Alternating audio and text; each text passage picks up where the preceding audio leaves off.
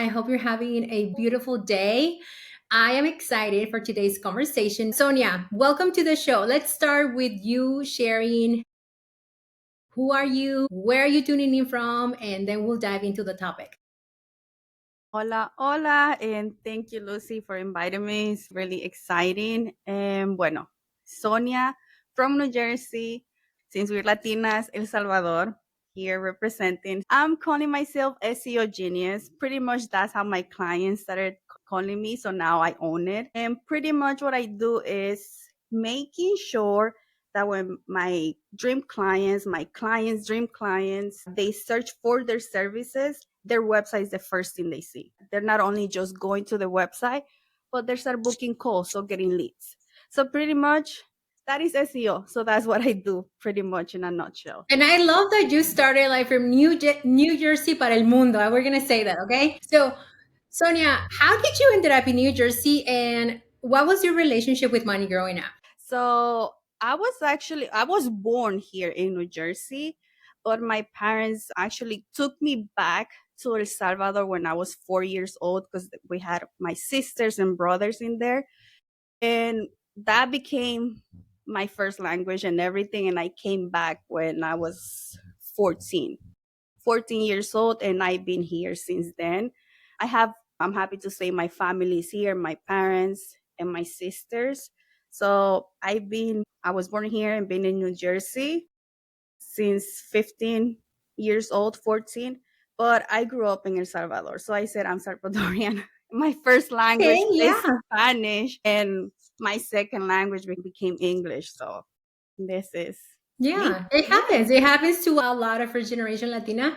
Now, as you're telling me that your family is from El Salvador, I'm literally like my mouth is starting to drool just thinking about all of the delicious food your Salvadorian cuisine has. And I was like, I almost want to take a break to just go eat right now. In fact, I don't have any lunch plans, so I might as well just do that because I love Salvadorian food. So that was a side note. Now, you have to go back, or I shouldn't say you had to go back. Let me reframe that because that sounds fishy right now.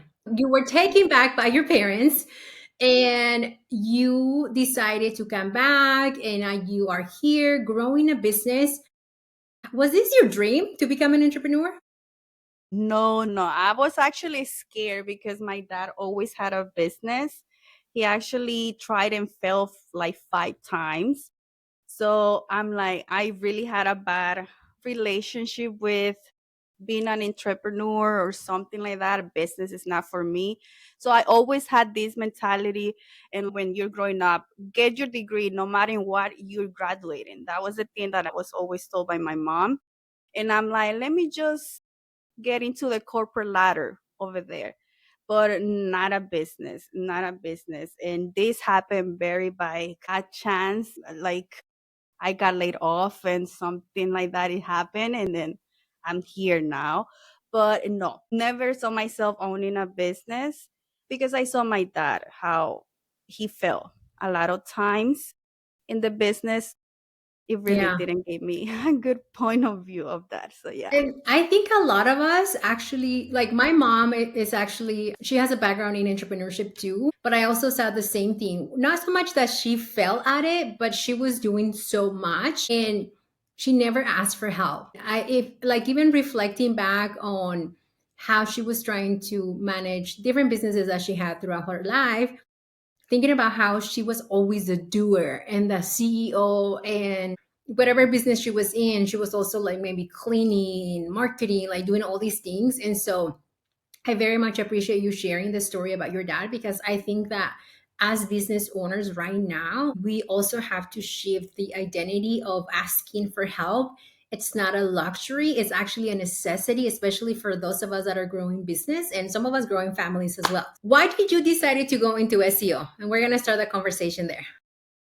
So back in 2021, I think I was like really burnt out in corporate. I was really in a job that I just didn't like. And I was like, I need help.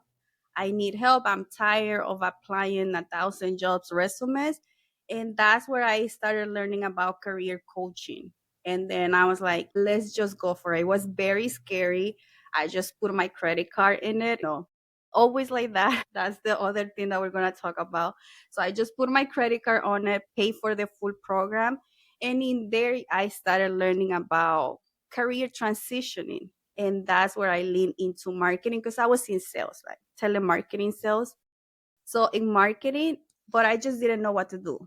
And then my coach at the moment told me, hey, I saw you took an SEO course. How about you help me with my SEO? And that SEO course, actually, I left it on LinkedIn by mistake because I didn't like the course. It was very technical. And I'm like, I'm not going into SEO. But I needed to have some hands on experience. So I did it. And oh my God, she got 40% increase in traffic. And I'm like, okay, something is going on in here. Let me lean towards that. And that's how it happened. That's And here we are. And this is how I found you. And I do want to give you your flores because I very much like that. So I met Sonia through LinkedIn and she was talking about SEOs and she actually offered to do a small audit for my website. And I've implemented the changes that she suggested. And even with my blogs and everything that I have on the website. So this is my promotion here. Mujer, go check my website and the blogs. And because of what she suggested, I was able to see my blogs also go from they're pretty bad to they're actually good right now. They're not even good, but great. But also, my website traffic has increased over time because I'm doing those things that she literally offered me like that at it for free. And I was like, I'm going to take it. So, thank you for that. Now, for those mujeres that are someone who maybe is in a 9 to 5, right? And she doesn't understand what the heck is SEO. So give us the chisme. chisme the SEO. SEO pretty much is we call you can call it like the algorithm when you're TikTok. It's like everything somebody's typing something on Google. And if you optimize your content on your website for that phrase, then pretty much your website is going to start showing up for that specific keyword, pretty much. But there's a lot of more elements to it that go behind that besides keywords, but pretty much is making sure that you're speaking your dream client's language in your website. And you do that through keyword research, competitive research, but also, now ChatGPT, because now I'm also using that and my clients are also seeing traffic from ChatGPT. So it's everything, even on YouTube, TikTok, LinkedIn. So pretty much that is have all eyes on you from different search engines, pretty much. Todos los ojos en tu plataforma, which I love that so much. Now, you just mentioned AI, ChatGPT specifically. Are people still searching on Google to get help, or have you seen a shift of maybe more people going towards ChatGPT? And how can a business owner make sure that they're not left behind from that searchability aspect? Actually, it's a pretty interesting question because a lot of people are like afraid or not or concerned probably with AI. What I notice is that people tend to go to AI because they don't find the answers on Google. So that's what I've been finding out. So what I do is I make sure my clients have optimized to show on Google, but also on AI as well. That's what I've been finding that trend as well. But if you go right now into Google, you're gonna see the AI overviews as well. So that is now Google is using that AI so they're not left behind pretty much. Yeah, But and I that's see what that I've been myself finding because out. I use it whenever I'm thinking about writing blogs for my clients. I've always liked to go to Google and find out, okay, what are the things that they need? But I am like, what's going to happen now? Because technology has changed. And I think that's one of the aspects of life that sometimes we don't like, that having to change, having to adapt. So, how have you been able to, yeah, adapt to the changes in technology in order for you to continue to grow your business? I like to leverage everything actually. For example, when it comes to, let me give you a ChatGPT. In order for your website to show on ChatGPT, you need to be linked with Bing. So you still have to use some type of a platform to be showing up on AI search. So it's not that magically your website is going to start showing up on ChatGPT. You have to link it with, Google or Bing. Like Gemini is with Google as well. So my clients, they get a lot of traffic from Google still. Bing and ChatGPT is like the third platform that they get traffic from. And now I even use their YouTube as well. So they can start getting visibility and traffic from there. So for me, don't stay just in one platform. I know it's a lot of work, right, to handle blogging, video, and LinkedIn, IG, all of that. But when you can, or when you invest in help, try to branch yourself on other platforms. Because Yeah, I love what you're saying. And it's true because right now we're also seeing a trend where some social media platforms are working. And when I said they're working, like you're not getting the same exposure, you're not getting the same likes, the same shares. And so, yeah, like I myself, I'm now on YouTube as well. So, mujer, subscribe to the channel. And before I knew that I wanted to get there, but I always thought I'll get there later because for me that wasn't an urgency. But now I see it, right? And so I am using what I've learned from you, what I've also, because I've taken an SEO course as well from another, not an SEO course, sorry, a blogging course from another creative. And so now I'm using what I'm learning from you, what I'm learning from her, incorporate that into my journey so I can also have exposure everywhere. And you mentioned something that to me was super neat. And I want to ask you about this because you said something that I can tell that my listener when you said all eyes on you. yeah. How do you help navigate that fear of visibility? Because it is a thing for women of color, especially right now. It feels like it's might not feel safe to be who you are. So with any type of mindset as far as Yeah. I think that came more from personal experience, and it was just a tiny little bit thing because for years I was on LinkedIn only, and it took me years to even have my own website. But even the photo on my LinkedIn was like a AI or animated type of photo. So I was really shy, or just really, I don't want people to see me or talk or like photos of me. So I think that's where it came from. But when I got laid off on 2024, last year in January, I needed to just be more open and start showing myself. And that's when I also invested on a business coach that really helped me shift that mindset. So that's where it came. Take the stage, all eyes on you, because that's what really helped me, like, really replace the income of my corporate job and now being here. So I do the same with my clients, and some of them, especially the ones that are just launching their business, I feel that they're a little bit hesitant with their programs or like their services, with whether it's, oh, is it too pricey, or is it, I don't have the experience yet, what's going to happen? So I'm like, let's just go for it. I just really tell them, let's just go for it and let's see how people react. You're going to get their feedback. So yeah, it's just pretty much, I just do it for them. That's yeah, what I because do. It's like, because sometimes you get frozen in that mindset. It's like, should I do it? I don't. And then you start coming up with a lot of things that you just never do it. So since they trust me and they're paying for my services, that I do it for them. And I'm like, and then that's why I like to, on my Slack channel, I have the wins channel, and I tell them like, hey, you're ranking for this. So I'm telling them more like a reaffirmation of, yeah. you're meant for this. You're meant to serve more people. So you need to be, all eyes on you. Take the stage. So I yeah. love that so much. And you mentioned working with people, business coach. At some point, you had a career coach.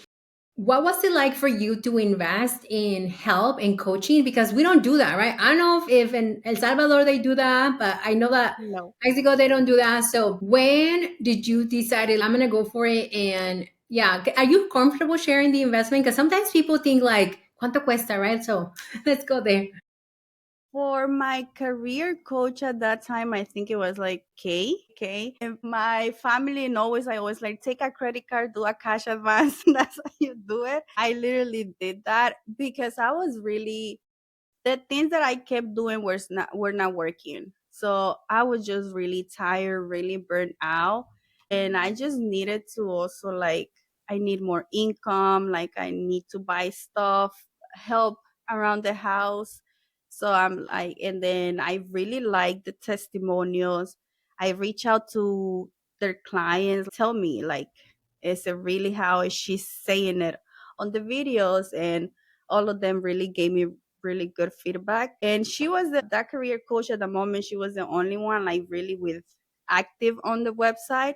So I found her on Google and on YouTube, and I just went for it. I didn't tell nobody because I was afraid. What if I say that I'm gonna invest like 3K and my boyfriend or my family says you crazy? Like, why do you Yeah, need and they this to will. get a job? And they will tell you that you're crazy because no one in your family has done it before. Mm-mm. My first investment in coaching was 3,000, and I remember thinking that's a lot of money. And now I'm like, I'm looking always for my next coach, and the bigger the goal that I have, the bigger the investment on a coach. Yes. So my investments are not longer 3,000 from coaches. Like they're pretty much in the 5 years now. And I'm sharing this because right now I know we have one of the listeners or people that are watching on YouTube thinking, I could never do that. But there is a lot of gratification that comes when you take risks, and it's calculated risk to invest in your dreams so you can have your business, you can have your podcast, you can have your offer, you can become the thought leader and the best person online that people search to help them find a problem, or even the best speaker. And so I'm very happy that you decided to create that commitment, because we wouldn't be here, right? None of us, you or I, would not be here if it wasn't for us deciding, okay, we're going to step into future self energy and we're going to make that investment, and it has paid up. Sonia, I really love what you do, because I think that we need more women of color teaching SEO. There's not one that I know that is a woman of color other than you. And I want to ask you, how did you prioritize your finances? Because entrepreneurship, it's a roller coaster. We have really good months, we have no sales, and then we have all of these sales, and we're like, so how do you prioritize your financial cash flow, your goals, and everything in between?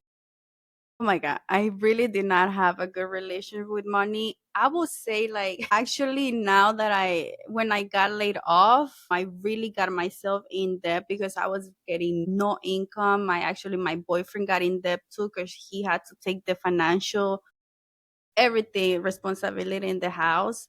But finally, me just showing who I am, the results that I give to my clients, I was able to finally pay all my debt like 2 months ago, I feel. Yeah. Oh my God, it just feels so liberating because even when I was in corporate, I was always in debt. Like I've been always in like with credit cards to go on vacation, a new credit card, and then the 12 months free APR always ends. It was really bad. It was really bad. So now it's pay something, pay back. So it's like now I'm planning to save for the 6 months to for my Yeah. expenses and just in case, because now it's business, right? It's not like you get every 2 weeks a paycheck. You don't know, a client may leave or like business goes down. So I want to have that safety net. And also now we are helping my boyfriend pay his debt too that he inquired Yeah. when I was like laid off. So yeah, I'm more conscious now and in everything that I'm using, paying, or and I'm really like even doing checking accounts for each type of expense, which before it was not the thing. So yeah, I'm more like conscious about that actually. So finally in my case, having no debt is just still crazy to me. And it was because of all this owning a business, which is still crazy because, Yeah, and yeah, pretty soon you're going to have your investments through your business too, because that's yeah, something that we can do as entrepreneurs. We can have our own 401k, a SEP IRA, or we can have multiple other investments. And it's all about the decisions that you're going to make on the investments that you're going to make, right? What investments do I need to make in myself? so my business continued to grow. And I'm just like what you're talking about, like I'm here and I'm like, yes. And sometimes it probably feels like you are behind, but you're actually 10, 20 step ahead of many other women that have never actually taken even the thought of this isn't normal, right? So I'm like so proud of you. Now, I want to give you a chance to share with the audience how can people work with you and where can they find you? Okay, so I'm everywhere, right? All eyes on you. I'm very active on LinkedIn. That's where we met. It's been my platform since 2021, so I'm very active in there. I do have my LinkedIn, but it's new. But you can really just find me on LinkedIn and my website as well, SEObysonia.com, and an email as well. But my very most active is LinkedIn and IG and Threads too, but very new in there. So just Perfect. reach out to So, me. Mujeres, make sure you give her a listen. And I also want to say that the services that she offers is not just for entrepreneurs. If you are a leader in your company, you can also benefit from her services. So give her a follow. And Sonia, tell us, what is your definition of wealth? Definition of wealth. I feel that I always struggle to answer that question throughout my life. And I think I'm still a little bit struggling with this just because now I feel more confident in myself. But I always had this. I want to be able to have health because I have some family history in there, but I also want to be able to support my parents because they've been always struggling. And you always think, oh, I want to have my big house and travel, this and that. Of course, I would like that, but thinking about it now is like, I want to be able to my parents to just rest. They're really tired and Yeah. I cannot help them right now. So that would be for me. I help them just go take a rest. You'll be fine. I can pay your bills. And also myself, I can just be healthy because if I have all the money, but if I'm sick, there's no Yes. point. So be healthy and really just plan for my future family. Yeah. I love that. Yeah. And health is so important. Like, I dressed up for you. I'm going to go on a run after this interview. But I didn't want to show up with my shorts and my t-shirt. And that is so important. So thank you for showing us the importance of prioritizing health and also saying that, yeah, you want to retire your parents because that is also a financial goal and that is also possible. So thank you for being here and let's go ahead and build well juntas. Gracias. Thank you, Lucy.